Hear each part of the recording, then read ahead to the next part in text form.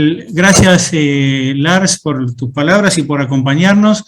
Damos ahora la palabra a Agustín Monteverde, que va a ser nuestro primer expositor. Agustín es doctor en Economía, profesor del SEMA, consultor de bancos y empresas, y dio a conocer el concepto de reservas netas, desnudando la situación del Banco Central de la República Argentina. El título de la exposición de Agustín es Decadencia y empobrecimiento, que nadie se haga el distraído. Agustín, por favor. Un gusto, encantado de estar participando nuevamente en un evento de Atlas, una fundación con la cual tengo una larga relación y donde realmente me aplaudo su lucha por la libertad, por llevar al público general las ideas de prosperidad. Y bueno, el tema que hoy nos convoca era crear riqueza o acrecentar la pobreza. Y si vemos lo que ha pasado en nuestro país, tengamos en cuenta, por ejemplo, que en el año 1991, la pobreza, de acuerdo a datos oficiales, alcanzaba a 16,5% de la población. Con el advenimiento del siglo XXI, hemos visto a todos los partidos políticos de la Argentina, sin distinción de color, impulsando medidas para acabar con la pobreza, lo cual parecería a priori algo loable. Ahora, ocurre que hoy, bien medida, está por encima del 50%, vamos camino a que alcance al 60% de la población. Y la verdad que lo que cabría preguntarse entonces, a esta altura del partido, es qué es lo que ha ocurrido, porque no era que teníamos medidas para acabar con la pobreza, o no será hora de dejar de transigir, y estoy hablándole a los profesionales, a mis colegas, de dejar de transigir con medidas que no han hecho otra cosa que en todo caso ampliarla, extenderla, y denunciar que han sido esas medidas, esas famosas medidas para acabar con la pobreza, las responsables del crecimiento de la pobreza. Porque pareciera que en la Argentina ha habido un consenso de todas las fuerzas políticas, diría que incluso lamentablemente de la propia sociedad, en medidas desatinadas que fueron ampliando la zona de pobreza. Ahora, la responsabilidad profesional no ha sido menor. Hemos arrastrado distorsiones, cuando no aberraciones, verdaderas aberraciones, que son en buena medida culpables de ciertas mentalidades que luego se plasman en políticas concretas que nos han llevado a la decadencia que vemos y al aumento de la pobreza. No solamente, por cierto, alcanza a los economistas las responsabilidades. Yo voy a tocar un solo caso, y que me disculpen. Por ejemplo, en el caso de los abogados, he visto una preocupación por hablar siempre de derecho positivo. Tenemos muchos abogados, pero grandes expertos en derechos positivos, pero con muy poca filosofía del derecho. Por eso uno ve hombres de leyes hablando con liviandad sobre normas, defendiendo normas que no hacen más que conculcar derechos naturales. Ahora, si hablamos de los economistas, yo encuentro una cantidad enorme de esas distorsiones, de esas aberraciones que hemos venido arrastrando en el tiempo. Hoy, por ejemplo, todos mis colegas se encuentran analizando, y es lógico que sea así, si Sergio Massa, si las medidas que toma el nuevo ministro de Economía van a lograr o no postergar la crisis, porque sabemos que es solamente postergar la crisis, ningún colega mío está pensando que va a haber una solución de fondo a los problemas argentinos de parte de esta administración, para después de los comicios, o por lo menos para llegar a los comicios con la ropa hecha jirones, pero medianamente enteros, como para enfrentar decentemente los comicios. Ahora, nadie denuncia el despilfarro y el agravamiento que significa postergar la crisis. Lo único que a lo que está dedicado el señor Massa es a llevar a cabo concretamente un incremento de deuda, es lo que va a buscar ahora Estados Unidos, es lo que anunció del primer momento, más deuda, como si no tuviéramos poca, y un ajuste, ¿sobre qué? ¿Sobre el Estado? No, sobre el sector privado, que no tengo ningún problema además en mostrar, porque el ajuste está basado en el sector privado. Pero es más de lo mismo, concretamente, con el efecto nocivo del agravamiento que significa este despilfarro y este endeudamiento, este mayor endeudamiento que él está buscando. Ni que hablar que nadie se ocupa de mencionar los derechos conculcados o cómo se llevan puestos los mecanismos de precios. Hoy están anunciando encantados que va a haber un tipo de cambio especial para la minería. Eso es ni más ni menos que destrozar mecanismos de precios, ¿no?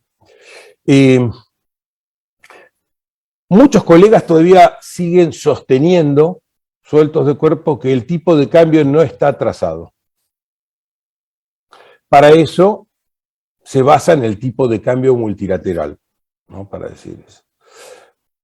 Parece no importarles el que, por ejemplo, en el último mes, las cantidades exportadas del país cayeron casi 6%, mientras que las importaciones, las cantidades importadas, crecieron 12,4%.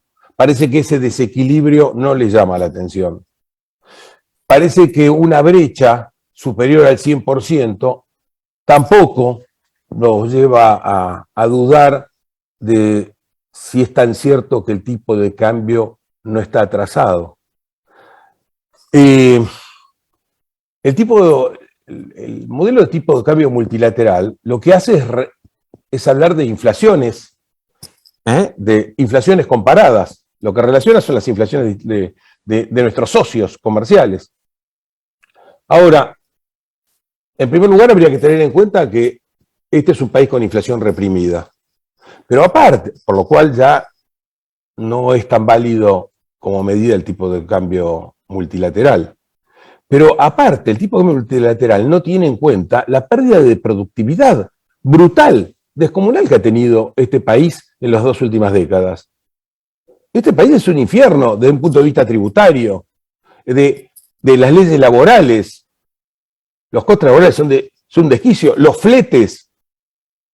Entonces, cuando uno pone sobre la mesa estos problemas logísticos, estos sobrecostos y demás, nos encontramos con un país que ha destrozado su nivel de productividad. Tampoco tiene en cuenta el famoso tipo de cambio multilateral, la inseguridad jurídica de un país que se la pasa rompiendo contratos, se la pasa rompiendo normas, se la pasa violando la Constitución. Pero llama la atención que haya tantos colegas míos que hablen de este tema así, ignorando la voz sagrada de los mecanismos de precios, que han hablado clarito, porque es ni más ni menos eso lo que transmite una brecha del tamaño que hay hoy en la Argentina, una brecha cambiaria como la que hay entre los tipos de cambio, entre comillas, libres, y el tipo de cambio oficial. Otra cosa que ignoran, por cierto, es que los precios, y el tipo de cambio en definitiva es un precio,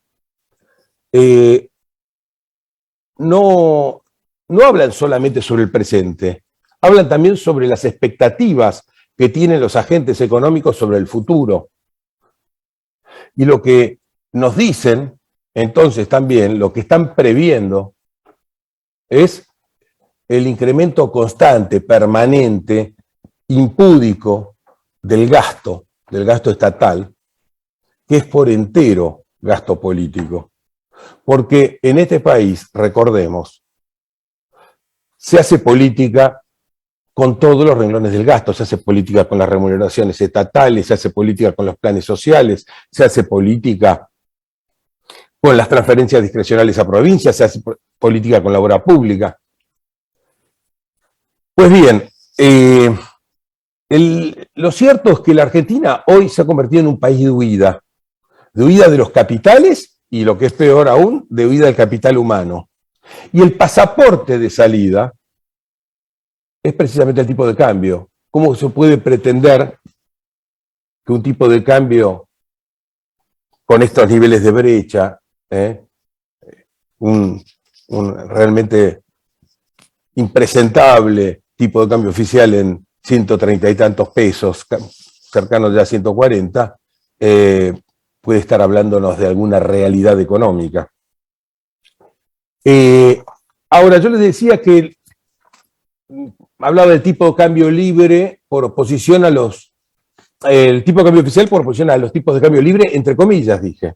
Y dije entre comillas porque lo cierto es que hay vasos comunicantes entre el tipo de cambio oficial y el tipo de cambio paralelo, informal. De hecho, todos sabemos que hay intervención estatal, incluso, en esos segmentos, en los segmentos financieros, en el tipo de cambio blue, etc. Razón por la cual, si alguien quiere conocer la realidad del tipo de cambio, lo que tendría que hacer es agarrar una valija llena de pesos e irse a alguna otra plaza.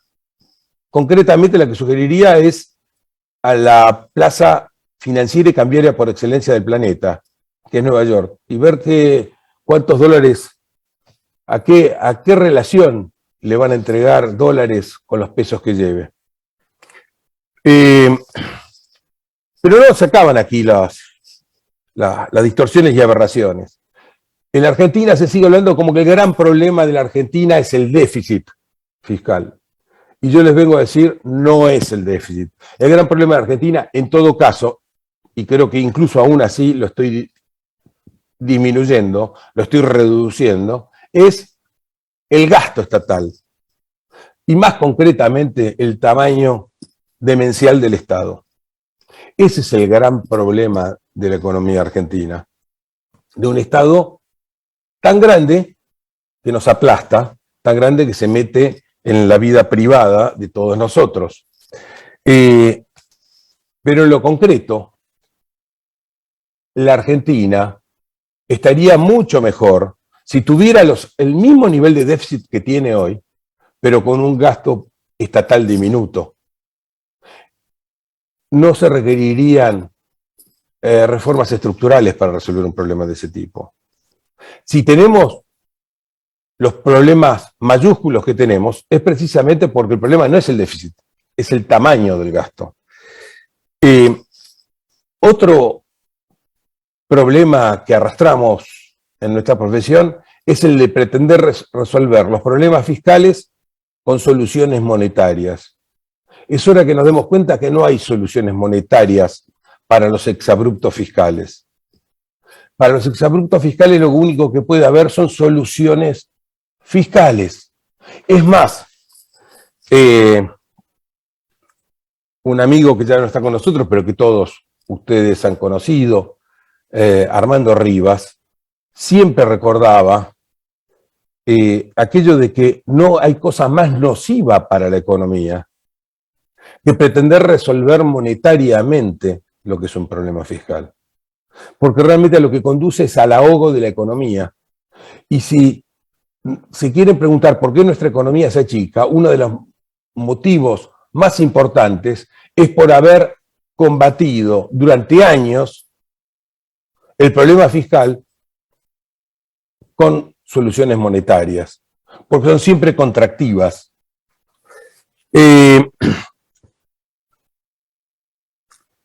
Es así que creemos que seguimos utilizando el término de esterilizar, ¿no? O sea, el Banco Central esterilizó la emisión monetaria y de esa forma resolvió la cuestión para que la emisión sea menor. En realidad, la esterilización es simplemente postergar inflación. Pero en algún momento va a llegar lo que se esterilizó, porque en algún momento va a haber que devolverlo. Porque esterilizar es ni más ni menos que cambiar pasivos monetarios para el Banco Central, en el balance del Banco Central, pasivos monetarios por pasivos financieros a los cuales hay que pagar intereses. Con lo cual significa que no solamente postergamos inflación, sino que además la vamos a agravar, porque vamos a tener que además emitir los intereses.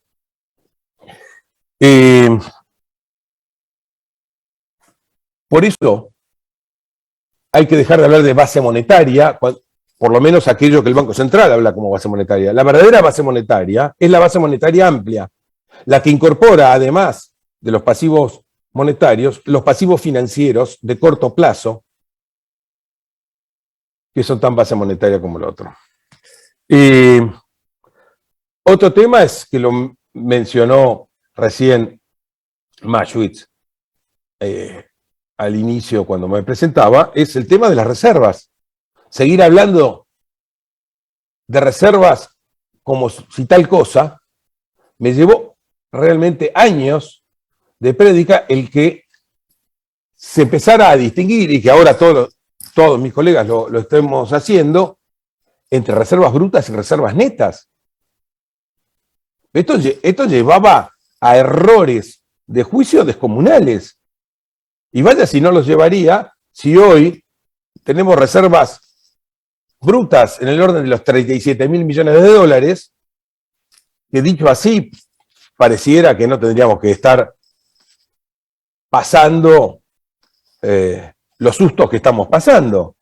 Claro, no, los estamos pasando porque en realidad las reservas netas, efectivas, de libre disponibilidad, están bajo cero. Y entonces esto significa que además de todo el Banco Central está echando mano de dólares que no son del Banco Central. El dinero es fungible, o sea que podría estar usando dólares de los swaps que tiene con organismos internacionales, con el Banco Popular de China o con los ahorristas argentinos. Invito a pensar cuál es el que tiene menor poder relativo de todos estos actores para tener una idea de cuáles son los peligros que corremos. También en su momento para Atlas escribí, que no alcanzó a entrar en un libro gordo que se publicó hace ya una buena cantidad de años, un trabajo en el cual hablaba de la presión tributaria. Se sigue hablando de presión tributaria como una relación entre impuestos y PBI. En ese trabajo, entre otras cosas, lo que yo mostraba es que es impropio. Eso es reducir la presión tributaria, eso es reducir artificialmente la presión tributaria. ¿Por qué? Por una razón muy simple. El PBI incluye algunas cosas que no debieran ser incluidas y por lo tanto achica artificialmente la presión tributaria. Concretamente, el PBI habla e incluye la economía informal. Mal vamos a distribuir impuestos entre aquella parte de la economía que no paga impuestos. Eso sería un disparate. Y eso es lo que se hace cuando se toma la presión tributaria en la forma que se lo sigue haciendo. Por otra parte, el PBI incluye impuestos. ¿Cómo vamos a distribuir impuestos con impuestos? En definitiva, la presión tributaria es todo el gasto estatal. Por el gasto estatal, esa es la presión tributaria.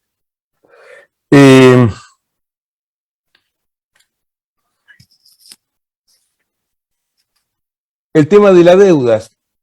Seguimos los economistas hablando de que el gobierno tomando deuda puede resolver tal o cual cosa sin reparar sin denunciar lo inmoral de recurrir a la deuda pública, donde estamos castigando con impuestos, porque la deuda en definitiva se va a transformar en impuestos, a generaciones que que todavía incluso no han nacido y que no se benefician hoy de esa toma de deuda. Todo eso para postergar los ajustes que sí debemos hacer. Por último, y para terminar, incluso los que defendemos las instituciones liberales, nos hemos comido algún léxico no impropio y no deseable. Seguimos hablando de comercio libre, defendiendo el comercio libre. Y yo les digo, nosotros no defendemos el comercio libre, lo que defendemos es el comercio, porque no existe otro comercio que el comercio es por definición una transacción voluntaria y libre entre partes, en donde el comercio pasa a ser administrado, lo que hay es violencia, no comercio. De la misma manera, hablamos de propiedad privada, y la verdad que no se me ocurre tal cosa como una propiedad pública. La verdad es que la veo esas dos palabras las veo como un oxímoron. La única propiedad que hay es la privada. Alcanza con la palabra derechos de propiedad, ¿sí? Muchas gracias.